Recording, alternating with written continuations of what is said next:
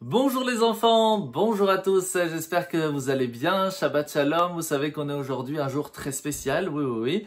Nous sommes le Shabbat Parashat Behar Bechukotai et aujourd'hui vendredi nous allons parler de la fin de cette paracha qui en fin de compte va finir le troisième livre de la Torah, le livre de Vaïkra, qu'on va commencer la semaine prochaine, Parashat Bamidbar, dans le désert, où nous allons arriver au mont Sinaï pour recevoir la Torah, exactement.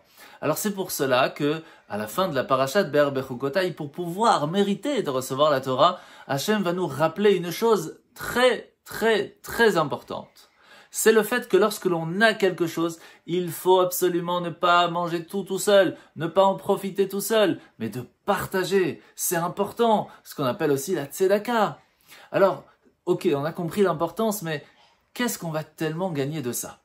Eh bien, je vais vous raconter l'histoire du Rav Fein qui, après s'être sauvé de la yeshiva de Mir, arrivé à Shanghai pendant la Seconde Guerre mondiale, va rencontrer un homme très âgé qui va lui raconter l'histoire du Rav de Kovno, le Rav Yitzhak Elchanan Spector.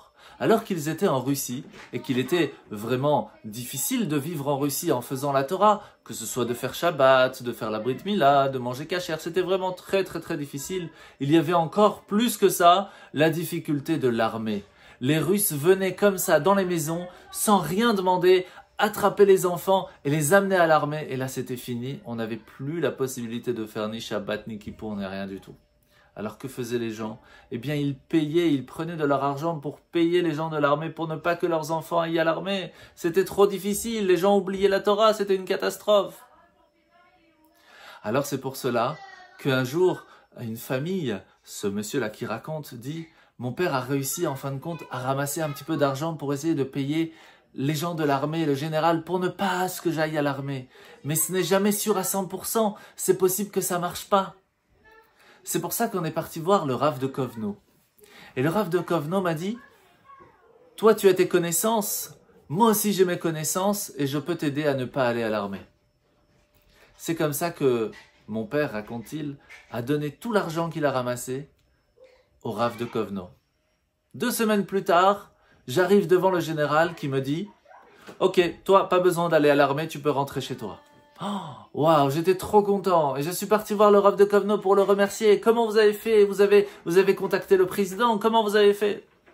Il dit, je veux te dire comment j'ai fait.